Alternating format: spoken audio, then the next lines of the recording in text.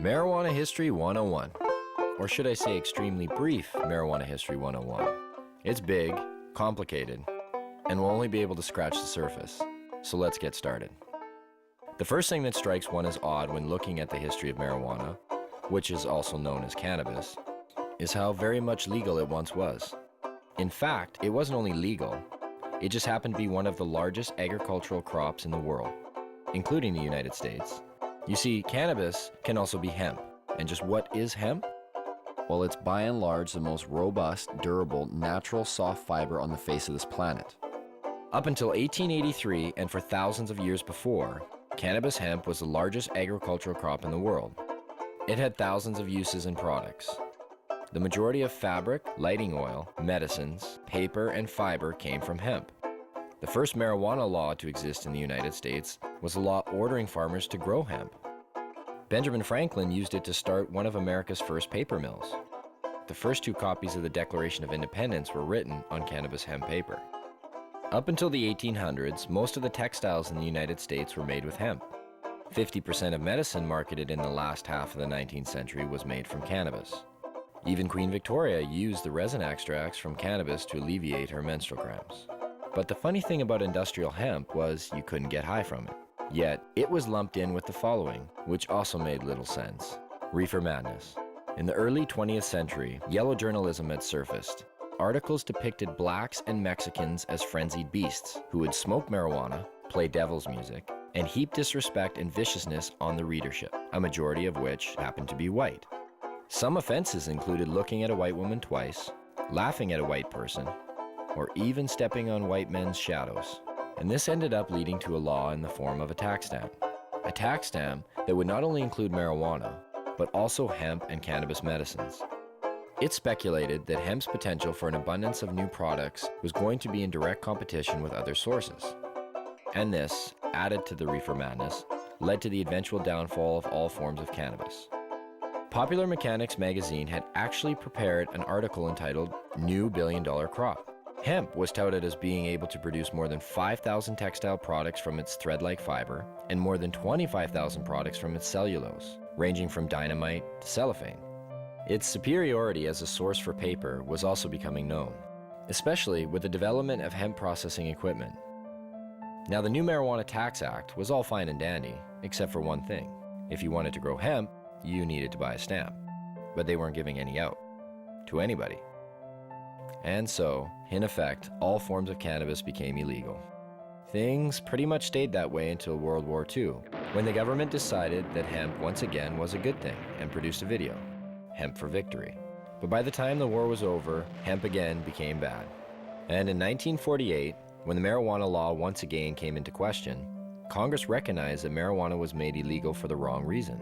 It didn't make people violent at all. It made them pacifists.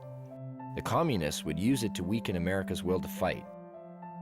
Congress now voted to keep marijuana illegal for the exact opposite reason they had outlawed it in the first place. And all through the years, report after report, commissioned by everybody, from the mayor of New York to the president of the United States, has come back with the view that marijuana should have no criminal penalty attached to it. Yet, marijuana remains as illegal today as it did nearly 70 years ago.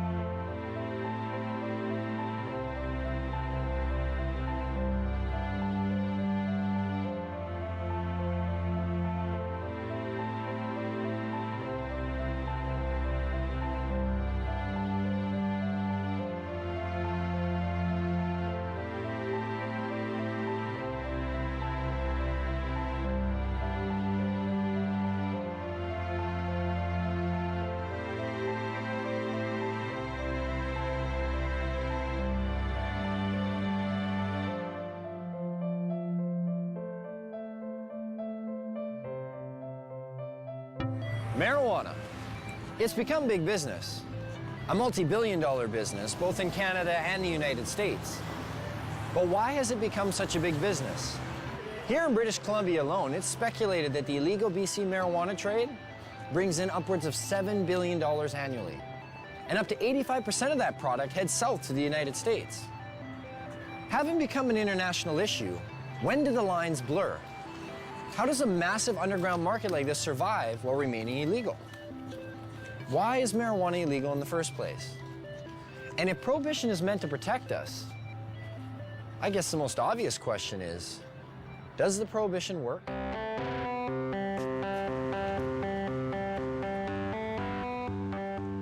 If prohibition worked, okay, if you could just wave a magic wand and say, this has gone away, I'd be all over it, you know? But the fact of the matter is that prohibition has never worked. You know, we've been here before. You remember the first prohibition, right? Which was? Prohibition of alcohol. No, I'm talking about the first prohibition. Thou shalt not partake of the fruit of the tree of knowledge. And who was the big cop? And how many people did he have to watch? 2. What are the goals of this prohibition? I assume the goals of prohibition are to reduce the amount of drugs available and to reduce the demand for those drugs. In both instances, cannabis prohibition's an utter failure. Has the prohibition stopped people from using marijuana? You get a phone call and says, I'm from the federal government. I want to know whether you've been using cocaine or marijuana recently. Presumably, you might be getting a little bit of an underestimate. In 1937, there were estimated to be 55,000 marijuana users, and now there are estimated to be more than 50 million of them. That's a 100,000% increase. Seems to be quite a few of them. Yes, I'm afraid there are. Whether the drug is criminalized or decriminalized does not affect the rates of smoking of cannabis, either uptake or of discontinuation. So what are the dangers of using marijuana? I don't know. I don't know. Gives you like a rapid heartbeat. Smoker's cough. I'm sure it has some effect on your brain function, memory. I don't know, is there something unhealthy about moving slowly? It's not good for you. You're not fully conscientious of what you're doing. Sticking some membranes in your brain or something. Well, it's been science. I guess I'm being told it's been scientifically proven that marijuana kills your brain cells. That's the one I remember. Marijuana kills brain cells. I thought the same thing. You know, I didn't start smoking pot until about 5 years ago. I thought pot made you stupid. You know, I bought into it just as much as anybody did. I realized when I was like 30 years old that I was tricked. I was like, you gotta be fucking kidding me. 1974, the Heath-Tulin study. Ronald Reagan announces, the most reliable scientific sources say permanent brain damage is one of the inevitable results of the use of marijuana. Monkeys pumped full of marijuana, apparently 30 joints a day, had begun to atrophy and die after 90 days. Brain damage was determined after counting the dead brain cells of both monkeys who had been subjected to the marijuana and ones who had not. This study became the foundation of the government, and other special interest groups claim that marijuana kills brain cells. Here's what they didn't tell you. After 6 years of requests, how the study was conducted was finally revealed. Instead of administering 30 joints a day for 1 year, Dr. Heath used a method of pumping 63 Colombian-strength joints through a gas mask within 5 minutes over 3 months. They suffocated the monkeys.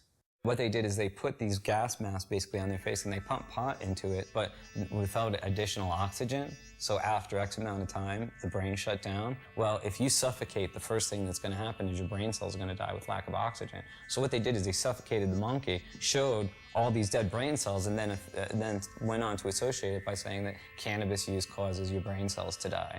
And how many people, not knowing the origin of the study, have gone on to quote it and re-quote it. And now people believe it. Studies since have shown no signs of any brain cell damage. In 2005, new research suggested that marijuana could possibly stimulate brain cell growth. That study hasn't received the same attention. Another common belief, marijuana causes lung cancer. In the 1999 study by the Institute of Medicine that was paid for by the United States government, they had to use words like may and should cause cancer. We've been hearing for years them trying to say that it causes lung cancer, and we say, really, that's interesting because you can't even show us one case of cancer being caused by cannabis use alone. You definitely have to do it moderately because it does paralyze the cilia, but if it's not radioactive, you're probably not going to get cancer from it. Smoking can be harmful because of the proper use of smoke. Not as a result of anything in the cannabis plant, but because they're intaking heated plant matter into their lungs. People said, well, you don't know, we haven't been smoking it long enough. Look what happened with cigarettes. We've had about 4 decades, or more than 4 decades of experience. If this was going to show up, it should have shown up by now. Finally, a study came out just in the last month verifying that cannabis smoke does not cause cancer. It's different than nicotine. And the elements in the tobacco smoke do cause cancer, and the elements in the marijuana don't. There's no cases of marijuana-only smokers getting brown lung syndrome. There's no cases of marijuana-only smokers getting emphysema. Strange for a plant that's so dangerous. How come none of that? Marijuana is as bad for you or worse than tobacco? Impossible.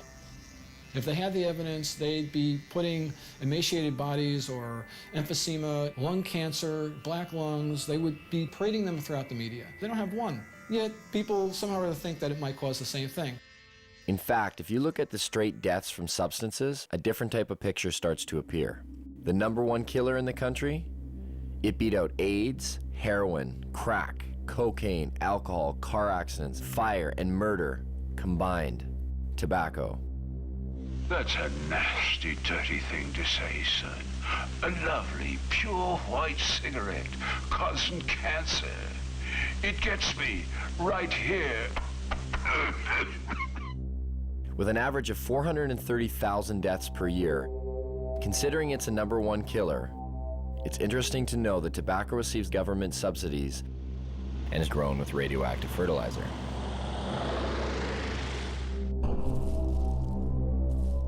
Now get out there and sell cigarettes. #2 on the list? If we don't include poor diet and physical inactivity, with well over 85,000 deaths a year, alcohol. As we look much further down the list, there are others that may surprise you. Caffeine comes in with 1 to 10,000 deaths a year. And some of our most popular pain relievers, non-steroidal anti-inflammatory drugs such as aspirin, still make an appearance with over 7,500 deaths annually. Where does marijuana lie in this? What kind of staggering number do we find? I don't know, 50,000? 250,000? 300,000? For marijuana, I'd probably say then 80,000. I would say it would be hundreds of billions. Get ready for it. Here it comes. There are no deaths from cannabis use anywhere. You can't find one. In 10,000 years of known use of marijuana, there's never been a single death attributed to marijuana. There's 400,000 deaths in America alone every year that are directly attributed to tobacco. I've heard that you have to smoke something like 15,000 joints in 20 minutes to get a toxic amount of delta-9 tetrahydrocannabinol. I challenge anybody to do that. And even in the animal studies where people have loaded the animals up with doses that would be hundreds of times what a human could possibly be exposed to, no, the animals don't die. The LD50 seems to be astronomical. I mean, you can die from ingesting too much aspirin. You can die from ingesting too much coffee. The drug warriors who say we have to protect society, save these people, are being just a little bit disingenuous. Not one university or medical facility has ever recorded a single death directly attributed to marijuana. But never mind that. There's other problems, other reasons to fear it. Take addiction, for example. There are more kids in addiction clinics for marijuana than any other substance. This must mean that marijuana is the most addictive substance today. It's undoubtedly true that there are more teenagers and kids in treatment for marijuana than all the other drugs combined. What the DEA never tells you is why that's true. A kid is caught possessing or smoking marijuana. He's taken to court. He's given a choice. Either you some horrible penalty, or you go to a treatment center. Obviously chooses to go to treatment, and goes to treatment there, he's considered an addict. But then the DEA gets to point to that stat and say, look at all these kids in treatment for marijuana. God, it must be because today's marijuana is not the marijuana that your parents were smoking. As far as I understand, only 3% of the people in treatment for marijuana are there voluntarily. The other 97% were told to by their guardian or told to by a judge. So you can choose between jail or treatment. And a lot of people choose treatment. It provides no basis for speaking about addiction.